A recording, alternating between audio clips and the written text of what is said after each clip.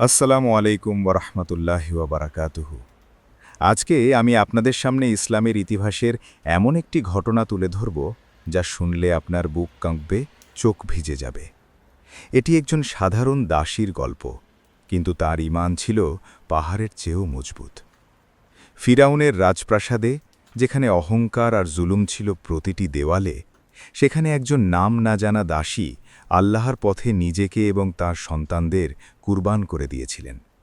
আপনি কি জানেন, রাসূলুল্লাহ সাল্লাল্লাহু আলাইহি ওয়াসাল্লাম মিরাজের রাতে এই দাসীর কবর থেকে বেহেশতি সুগন্ধ পেয়েছিলেন? এই ঘটনাটি সহিহ হাদিসে বর্ণিত। আসুন ঈমানের এই অলৌকিক কাহিনী জানি। সহিহ ইবনে হিব্বান ও মুসনাদে আহমদের বর্ণনা। এই ঘটনাটি হজরত ইবনে আব্বাস রাদিয়াল্লাহু আনহুর সূত্রে বর্ণিত হয়েছে। রাসূলুল্লাহ সাল্লাল্লাহু আলাইহি ওয়াসাল্লাম বলেন, বাইনামা আনা আসিরু ফিল জান্নাতি ইজা আনা বিনাহরিন হা ফাতাহু কিবাবুদ্দুররিল মুজাওয়াফি কুলতু মা হাজা ইয়া জিবরিলু কালা হাজাল কাউসারু। মিরাজের রাতে রাসূলুল্লাহ সাল্লাল্লাহু আলাইহি ওয়াসাল্লাম যখন জান্নাতে পরিভ্রমণ করছিলেন, তখন হঠাৎ এক স্থানে তিনি অত্যন্ত মনোমুগ্ধকর সুগন্ধ পেলেন। জিজ্ঞেস করলেন, হে জিব্রাইল, এই সুগন্ধ কিসের? জিব্রাইল আলাইহিসসালাম বললেন, এটি হল ফিরাউলের কন্যার চুল আঁচড়ানো দাসীর ও তার সন্তানদের কবরের সুগন্ধ। মুসনাদে আহমদ 1/309, হাকিম 2/450, বাজ্জার, ইবনে হিব্বান, শেখ আলবানী রাহা হাদিসটিকে সহি বলেছেন। হাদিসটির সম্পূর্ণ বর্ণনা। ইবনে আব্বাস রাদিয়াল্লাহু আনহু থেকে বর্ণিত, রাসূলুল্লাহ সাল্লাল্লাহু আলাইহি ওয়াসাল্লাম বলেন, মিরাজের রাতে আমি এক স্থানে পৌঁছে অত্যন্ত সুন্দর সুগন্ধ অনুভব করলাম। জিজ্ঞেস করলাম, হে জিব্রাইল, এই সুগন্ধ কি? জিব্রাইল বললেন, এটি হল ফিরাউনের কন্যার চুল আঁচড়ানো দাসীর ও তার সন্তানদের সুগন্ধ। এরপর রাসূল সেই দাসীর পুরো ঘটনা বর্ণনা করলেন। সিলসিলাতুস সাহিহা 2805, শেখ আলবানী। আমরা জানি ফিরাউন ছিল পৃথিবীর সবচেয়ে অহংকারী শাসকদের একজন। পবিত্র কুরআনে তার কথা বারবার এসেছে, ইন্না ফিরাউনা আলা ফিল আরদি ওয়াজালা আহলাহা শিয়ান ইয়াস্তাদাইফু তাইফাতাম মিনহুম। নিশ্চয়ই ফিরাউন ভূপৃষ্ঠে উদ্ধত হয়েছিল এবং সেখানকার অধিবাসীদের বিভিন্ন দলে বিভক্ত করে তাদের একটি দলকে দুর্বল করে রেখেছিল। সূরা আল কাসাস 4। এই ফিরাউনের রাজপ্রাসাদেই ছিলেন বিবি আসিয়া আলাইহিসসালাম, যিনি নিজে একজন মুমিনা ছিলেন। আল্লাহ তাআলা তাকে জান্নাতের সুসংবাদ দিয়েছেন। ওয়াদরাবাল্লাহু মাসালান লিল্লাযীনা আমানু ইমরাআতা ফিরাউনা। আল্লাহ মুমিনদের জন্য দৃষ্টান্ত পেশ করেছেন ফিরাউনের স্ত্রীর, যখন সে বলেছিল, হে আমার রব, তুমি আমার জন্য জান্নাতে একটি ঘর নির্মাণ করো। সূরা আত-তাহরিম 11।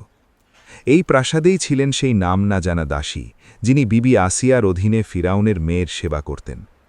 দাসীর পরিচয় ও তার গোপন ঈমান। এই দাসীর নাম হাদিসে উল্লেখ নেই। তিনি ছিলেন ফিরাউনের প্রাসাদে কর্মরত একজন সাধারণ দাসী, যার কাজ ছিল ফিরাউনের মেয়ের চুল আঁচড়ানো। কিন্তু তার অন্তরে ছিল এক অসাধারণ সম্পদ, আল্লাহর প্রতি অবিচল ঈমান। তিনি গোপনে আল্লাহর একত্বে বিশ্বাস করতেন। এটি প্রাসাদের জন্য এক ভয়ঙ্কর বিপজ্জনক বিষয় ছিল, কারণ ফিরাউন নিজেকে খোদা বলে দাবি করত। ফাকালা আনা রব্বুকুমুল আলা। ফিরাউন বলল, আমি তোমাদের সর্বোচ্চ প্রভু। সূরা আন-নাজিয়াত 24। সেই ঐতিহাসিক মুহূর্ত, চিরুনি পড়ার ঘটনা। একদিন দাসী ফিরাউনের মেয়ের চুল আঁচড়াচ্ছিলেন। হঠাৎ চিরুনি মাটিতে পড়ে গেল। চিরুনি তুলতে গিয়ে তার মুখ থেকে অনিচ্ছাকৃতভাবে বেরিয়ে এলো, বিসমিল্লাহ, আল্লাহর নামে। ফিরাউনের মেয়ে সাথে সাথে সতর্ক হয়ে গেল। সে জিজ্ঞেস করল, তুমি কি আমার বাবার নাম নিলে? দাসী সাহসের সাথে উত্তর দিলেন, না, আমি আল্লাহর নাম নিয়েছি, যিনি তোমার বাবারও রব এবং আমারও রব। এই একটি বাক্য তার জীবনকে পাল্টে দিল। ফিরাউনের দরবারে বিচারের মুখোমুখি। ফিরাউনের মেয়ে দ্রুত তার বাবাকে সব জানাল। ফিরাউন ক্রোধে জ্বলে উঠল। দাসীকে তার সামনে হাজির করা হল। ফিরাউন দাসীকে জিজ্ঞেস করল, তোমার কি সত্যি অন্য কোনো রব আছে আমি ছাড়া? দাসী বিন্দুমাত্র দ্বিধা না করে জবাব দিলেন, হ্যাঁ, আমার রব এবং তোমার রব হলেন আল্লাহ, যিনি আসমান ও জমিনের মালিক। ফিরাউন থতমত খেয়ে গেল। সে বুঝতে পারল এই দাসীকে কোনোভাবেই নিবৃত করা যাবে না। সে একটি ভয়াবহ শাস্তির পরিকল্পনা করল। শাস্তির নির্দেশ, নিষ্ঠুরতার চরম পর্যায়। ফিরাউন আদেশ দিল, গরম তেলের একটি বিশাল কড়াই গরম করো। সেই কড়াইয়ে একে একে দাসীর সন্তানদের নিক্ষেপ করা হল। এটি ছিল মানব ইতিহাসের অন্যতম নিষ্ঠুরতম দৃশ্য। দাসী তার সন্তানদের মৃত্যু নিজের চোখে দেখলেন, কিন্তু ঈমান থেকে এক বিন্দুও সরলেন না। সব শেষে যখন দাসীকে কড়াইয়ে নিক্ষেপ করার পালা এলো, তিনি ফিরাউনের কাছে মাত্র একটি অনুরোধ করলেন, আমাকে ও আমার সন্তানদের একসাথে দাফন করো। ফিরাউন রাজি হল। অলৌকিক মুহূর্ত, আল্লাহর বিশেষ অনুগ্রহ। হাদিসে বর্ণিত আছে, যখন দাসীকে কড়াইয়ে নিক্ষেপ করা হচ্ছিল, ঠিক সেই মুহূর্তে আল্লাহ তাআলা তাকে জান্নাতের দৃশ্য দেখিয়ে দিলেন। তিনি দেখলেন তার সন্তানরা ইতিমধ্যে জান্নাতে আছেন। তিনি দেখলেন তার জন্যে অপেক্ষা করছে অনন্ত সুখের বাগান। তিনি হাসতে হাসতে শহীদ হলেন। ফিরাউন অবাক হয়ে গেল। এই মৃত্যুর মুখেও একজন মানুষ কিভাবে হাসতে পারে? সে বুঝতে পারল না, কারণ সে আখিরাতে বিশ্বাস করত না। কুরআনের আলোকে সংশ্লিষ্ট আয়াতসমূহ। ১. আল্লাহর পথে জুলম সহ্য করার প্রতিষ্কার। ইন্নামা ইউয়াফাস সাবিরুনা আজরাহুম বিগাইরি হিসাব। ধৈর্যশীলদেরকে তাদের প্রতিষ্কার দেওয়া হবে বেহিসাব। সূরা আজ-জুমার ১০। এই দাসী ছিলেন সত্যিকারের সাবির, ধৈর্যশীল। নিজের সন্তানদের মৃত্যু দেখেও ঈমান ছাড়েননি। ২. আল্লাহর ওপর তাওয়াক্কুল। ওয়ামাইয়া তাওয়াক্কাল আলাল্লাহি ফাহুয়া হাসবুহ। যে ব্যক্তি আল্লাহর ওপর তাওয়াক্কুল করে, আল্লাহ তার জন্যে যথেষ্ট। সূরা আত-তালাক ৩। এই দাসী সমস্ত ভরসা আল্লাহর ওপর রেখেছিলেন, পার্থিব কোনো শক্তির ওপর নয়। ৩. শহীদদের মৃত্যু নেই। ওয়ালা তাহসাবান্নাল্লাযীনা কুতিলু ফী সাবীলিল্লাহি আমওয়াতান বাল আহইয়াউন ইনদা রাব্বিহিম ইউরযাকুন। যারা আল্লাহর পথে নিহত হয়েছে তাদেরকে মৃত মনে করো না, বরং তারা তাদের রবের কাছে জীবিত এবং রিজিক প্রাপ্ত। সূরা আলে ইমরান ১৬৯। এই দাসী ও তার সন্তানেরা সবাই আজ আল্লাহর কাছে জীবিত এবং সম্মানিত। ৪. মুমিন নারীদের মর্যাদা। মান আমিলা সালিহাম মিন যাকারিন আও উনসা ওয়া হুয়া মুমিনুন ফালানুহিয়ান্নাহু হায়াতান তাইয়্যিবাতান। যে ব্যক্তি পুরুষ হোক বা নারী হোক, ঈমান এনে সৎকর্ম করে, আমি তাকে পবিত্র জীবন দান করব। সূরা আন-নাহল ৯৭। ৫. অত্যাচারীর পরিণতি। ওয়াকাযালিকা আখযু রাব্বিকা ইযা আখাযাল কুরা ওয়া হিয়া যালিমাতুন ইন্না আখযাহু আলীমুন শাদীদুন। এভাবেই তোমার রব পাকড়াও করেন যখন তিনি জনপদসমূহ পাকড়াও করেন, যখন তারা জালিম থাকে।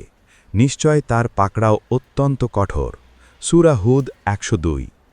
ফিরাউন পরিশেষে নীল নদে ডুবে মরেছে। আল্লাহর বিচার চিরন্তন। ১. ঈমানের শক্তি পার্থিব কোনো শক্তির চেয়ে বড়। এই দাসী প্রমাণ করলেন, একজন মানুষের ঈমান যদি সত্যিকারের হয়, তাহলে পৃথিবীর কোনো শাসক, কোনো ভয়, কোনো শাস্তি তা নষ্ট করতে পারে না। ফিরাউনের মতো সর্বশক্তিমান শাসকও একজন দুর্বল দাসীর ঈমান দুর্বল করতে পারেনি। ২. সত্য বলার সাহস, ইসলামের সর্বোচ্চ গুণ। রাসূলুল্লাহ সাল্লাল্লাহু আলাইহি ওয়াসাল্লাম বলেছেন, সর্বোত্তম জিহাদ হল অত্যাচারী শাসকের সামনে সত্য কথা বলা। তিরমিজি ২১৭৪। এই দাসী সেই সর্বোচ্চ জিহাদ করেছিলেন। ৩. মায়ের ঈমান, সন্তানের সম্পদ। এই দাসীর সন্তানেরাও শহীদ হলেন, কারণ তার মা তাদের ঈমানের শিক্ষা দিয়েছিলেন। একজন মা যদি সত্যিকারের মুমিনা হন, তার সন্তানেরাও সেই পথে চলে। ৪. আখিরাতের বিশ্বাস দুনিয়ার কষ্ট সহজ করে। এই দাসী জানতেন মৃত্যুর পরে জান্নাত আছে, তাই মৃত্যু তাকে ভয় দেখাতে পারেনি। আমাদেরও আখিরাতের ওপর দৃঢ় বিশ্বাস রাখতে হবে। ৫. আল্লাহর কাছে কোনো কিছুই ছোট নয়।